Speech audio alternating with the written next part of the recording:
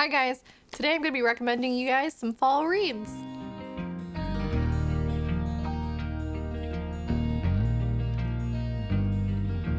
This is a small collection of books that I think just have great fall atmosphere, or they feel cozy, or they'd be like a good book to read, like curled up with a blanket and some tea. Not necessarily spooky books. I do want to do a different video recommending like my favorite horrors and thrillers and stuff, but these are just great books, I think, for the fall season in general. So starting off with perhaps the most obvious recommendation, one of the OG Gothic literature examples, we have Jane Eyre by Charlotte Bronte.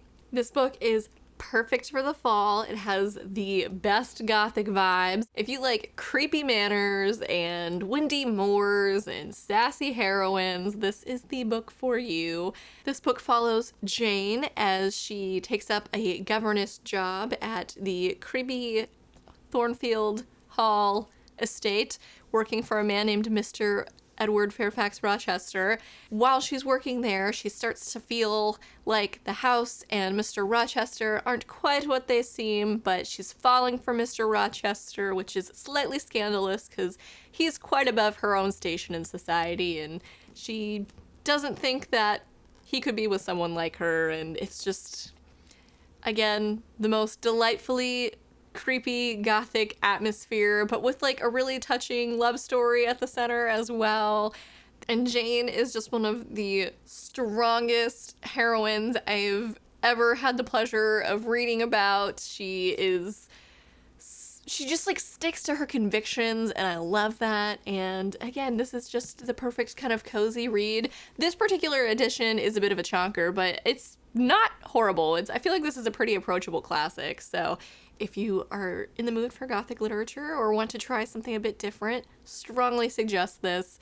I love this book so much. I also have a couple graphic novel recommendations for you. So first up, we have Fangs by Sarah Anderson. She also does Sarah Scribbles, if you're familiar with those, but this is a very different art style. And this series of comics follows a vampire and a werewolf as they enter a relationship and sort of deal with the mundane sort of relationship stuff, but like in the context of their paranormalness. And it's so delightful. I love it so much. The art style is so cute.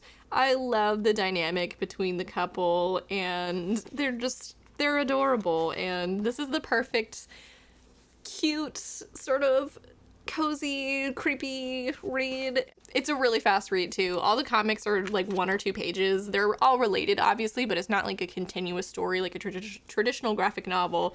Like this one right here. In the 1700s, they called me the Night Witch. In the 1800s, the papers dubbed me the Black Huntress. In 1920, I declared myself the Queen of Darkness, and now I'm called Morning Cream Puff. It's just so cute. It's like the perfect soft vampire werewolf love story, and strongly recommend. This is like if a pumpkin spice latte was a comic book, it would be Pumpkinheads. It's so cozy, so cute. It follows 2 teenagers as they're working at a pumpkin field in the fall, and they're seniors in high school. It's their last time working at this pumpkin field, and they're enjoying their last couple of days working there. It's a job they both really love, and it's just so cute. And in particular, this character Josie is feeling really sad about it being their last Halloween working at the pumpkin patch, but Deja is determined that they sort of go out with a bang, and they go on all their favorite rides and stuff and do all their favorite things around the patch, and it's adorable. It's also got a bit of a love story in it as well, and it's so cute. It's just little Halloween fall pumpkin patch hijinks, and I love it. I want to read this every fall because it just captures that autumnal, autumn leaves, pumpkin patch vibe, and it's just so cute. I love it.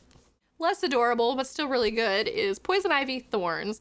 This is an origin story, a standalone origin story for Poison Ivy. Before she was the Batman villain, she was Pamela Isley, and she grows up in this very creepy Gothic-y sort of mansion, and her father experiments on her, and it's got like almost like that Frankenstein vibe to it as well. And there's also a bit of a love story at the center of this, but she's also battling sort of what she wants versus what the men in her life want. And this was really good and really heartbreaking, and again, it just had such good atmosphere.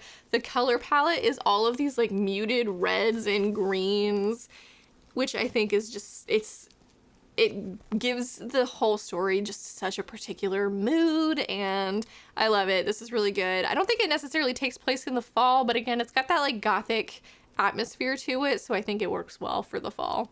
Next up, moving back into novels, we have The Cruel Prince by Holly Black, and really the whole Folk of the Air series I think is the perfect autumn read. I don't think it necessarily takes place in the fall, but just the atmosphere of Elfhame is just really creepy, and the Fae in this story are very almost otherworldly, and they feel malignant, and I think that just adds such stakes to the main character's story.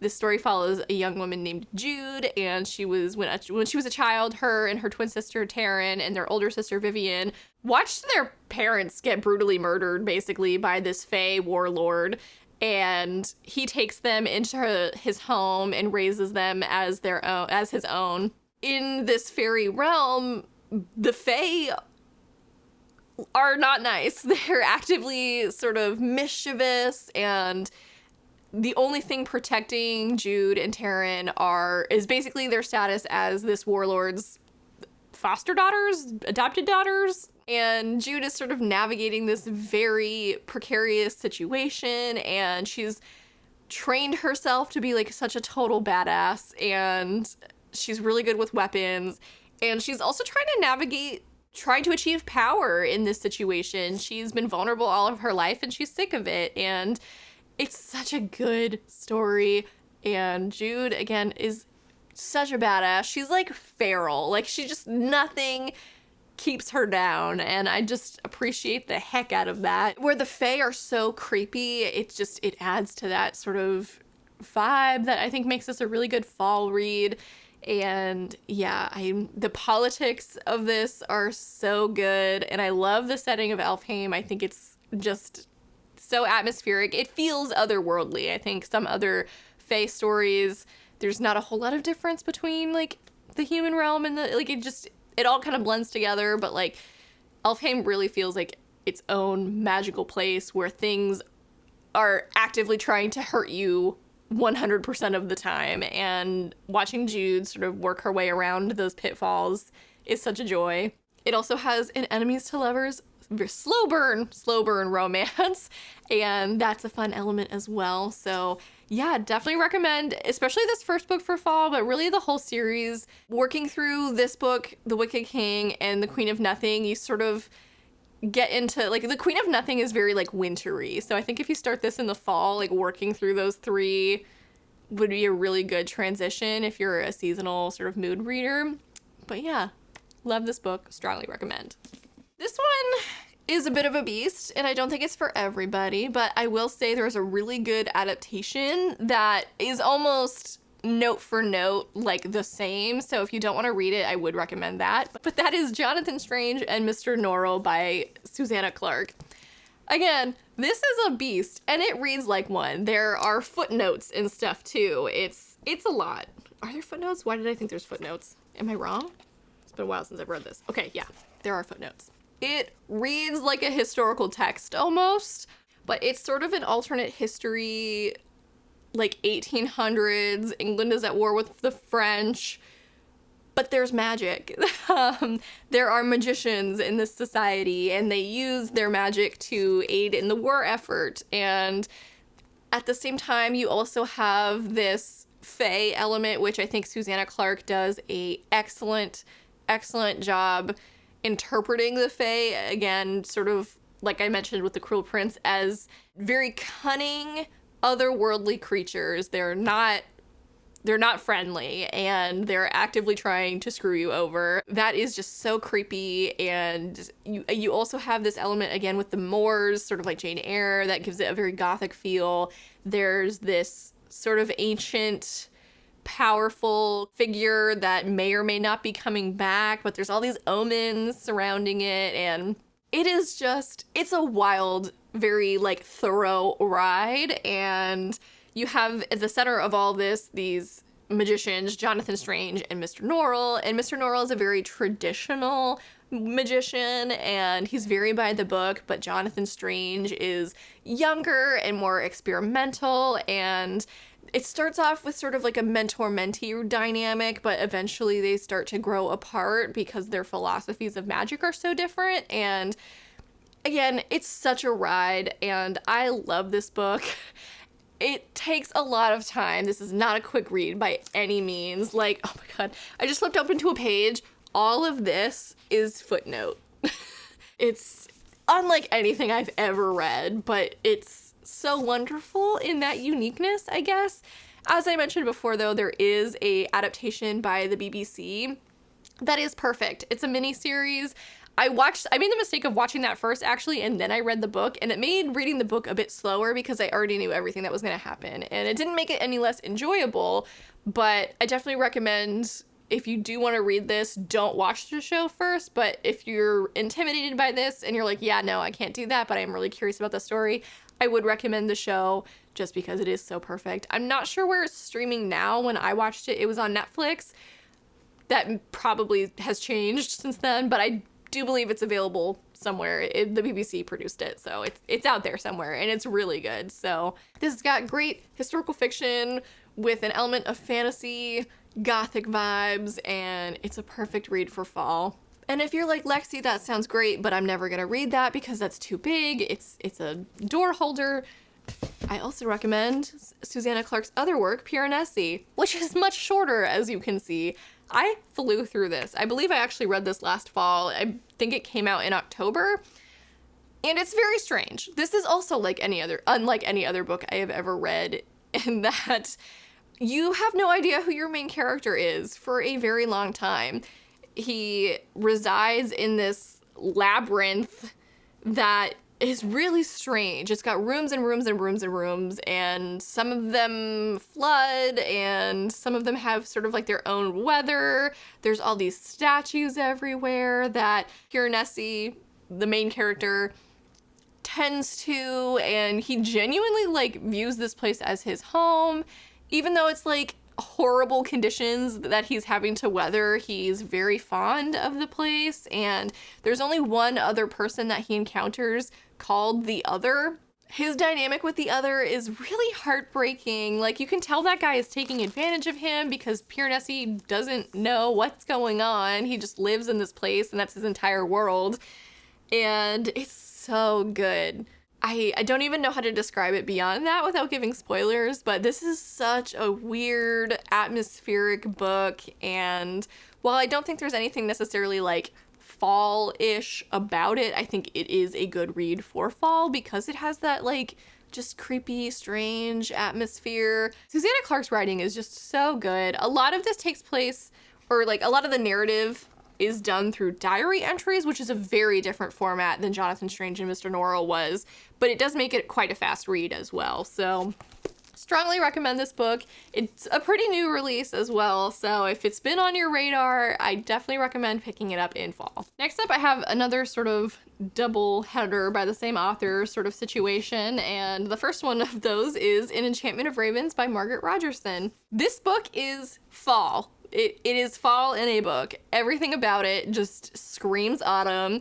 The main character is a human that lives in a town that borders the Feylands. She's a very talented painter, portrait artist specifically, and is often commissioned by the Fae to paint their portraits because the Fae are unable to do crafts of their own. They're just literally incapable of it. This book also handles Fae, I think, really well in portraying them as a very otherworldly, creature-ish race. They're only human human looking because they glamour themselves to be. I just think that's so interesting, and the dynamic between the humans and the Fae in this book is so rich and interesting. They're constantly like making these bargains, but if you make the bargain wrong, like you screw yourself over. But that's how they pay for services from humans that they can't do themselves, including the portrait art. So our main character, Isabel, finds herself wrapped up in this whole situation when she paints the portrait of the Prince of Autumn, the literal Prince of Autumn, and accidentally portrays a human emotion on his face, and that is not okay in the eyes of the other Fae, and so it gets them both in trouble, and they're on the run. And they end up going through both the spring court and like all these other courts, but the autumn court, again, is just, it's autumn in a book. And the fact that like the Prince of Autumn is sort of like your other main character is really fun. He has powers through like ravens and stuff. And oh God, this book just has such good atmosphere. And it's also a standalone, really quick read novel. So if you're looking for like a dash of fantasy or just to scratch an itch, this is a perfect read. It's not a multi-book series. It's a one and done situation.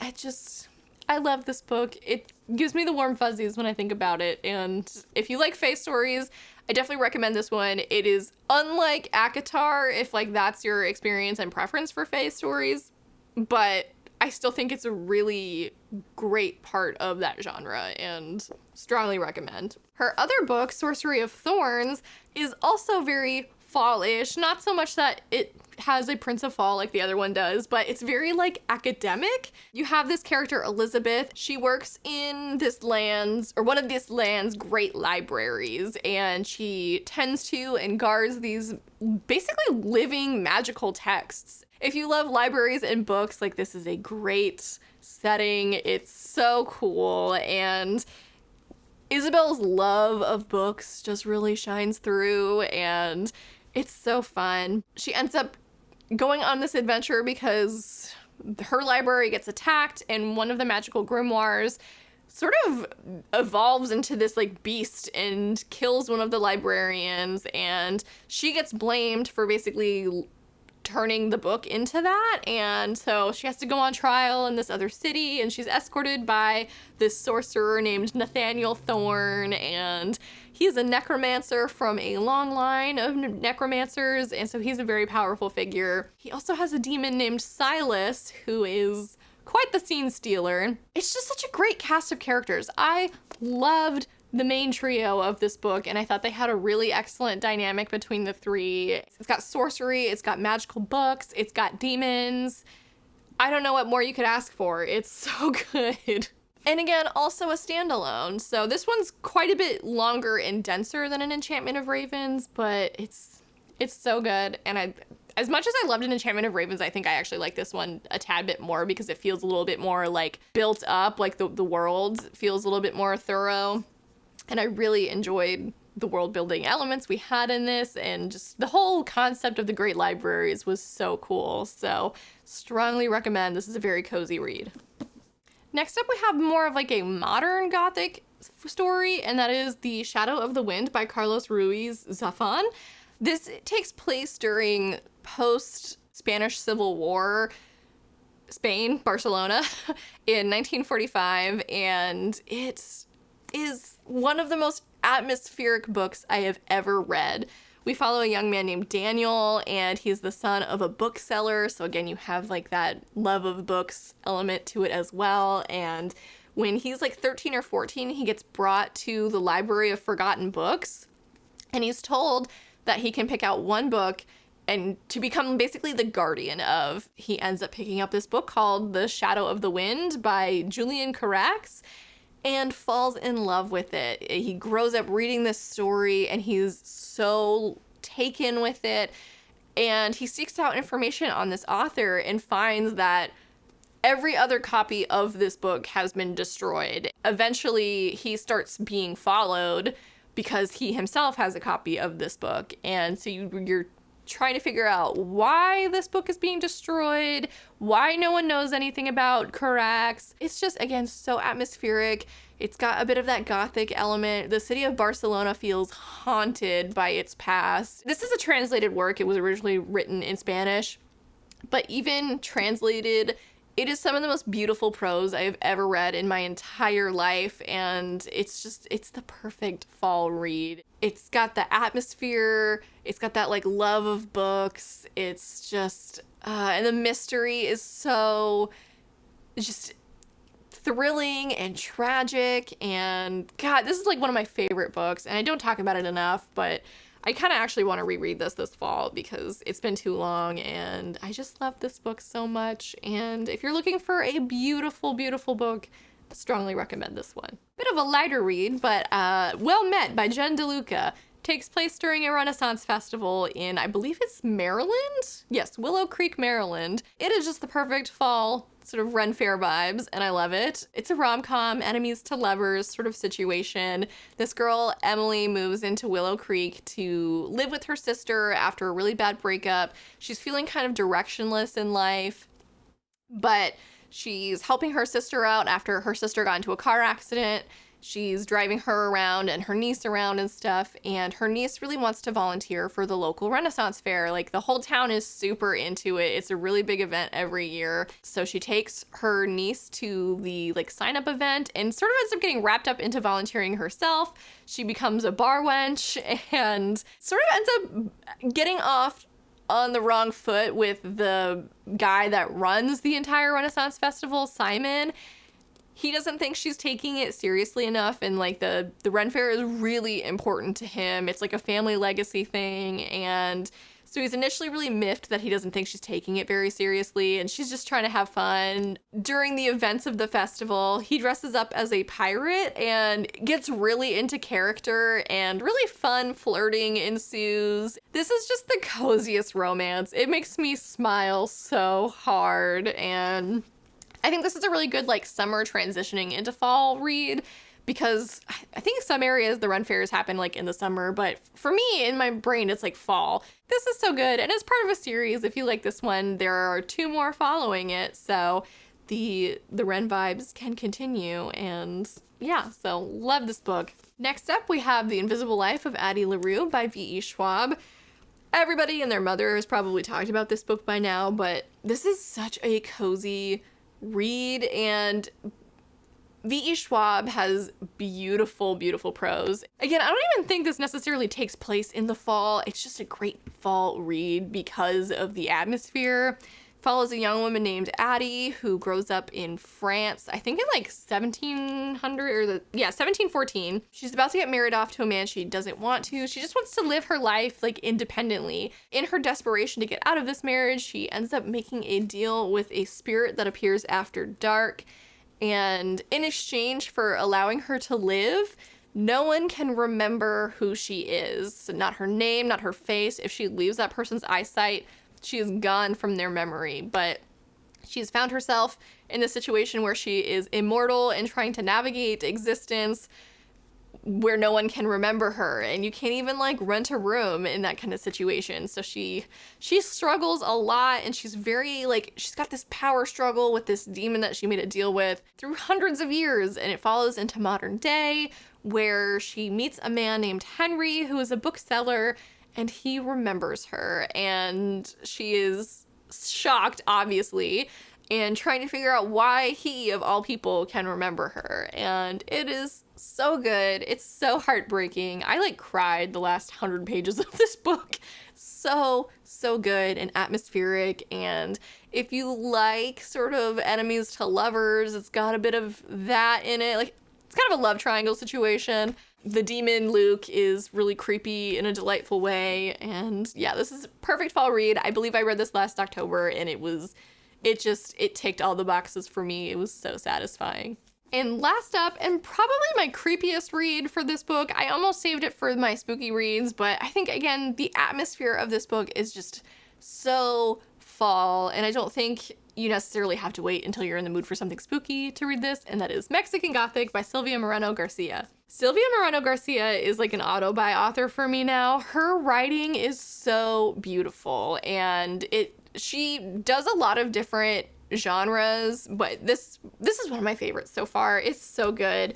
It follows a young woman named Noemi and her cousin, recently married, a man who's part of this really rich white family that's mined the area. One day she gets a letter from her cousin that is just, it's confusing. Her cousin seems crazy in this letter and is begging Noemi for help. So she goes at the behest of her family to figure out what the heck is going on with her cousin and if she's okay.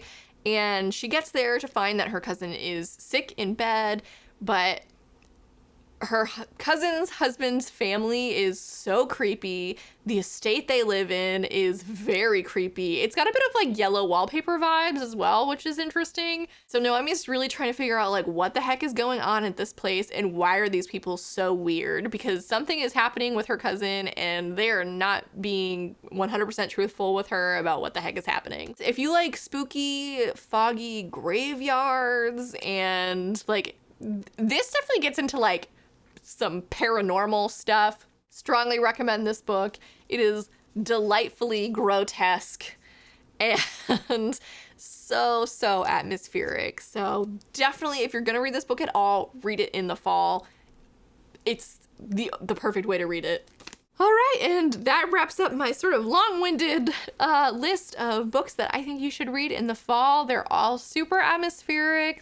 Some of them have creepy elements, but some of them are really wholesome. So hopefully there's something here for everybody. What are your favorite books to read in the fall? Please let me know, where we're kind of transitioning into that. I'm really trying to take advantage of the weather to help appease my mood reading. And I would love to hear what you're thinking for the fall. So please let me know down in the comments. Please like this video, subscribe to my channel if you haven't already, and have a wonderful day and enjoy the turning of the season. Enjoy your fall. Bye.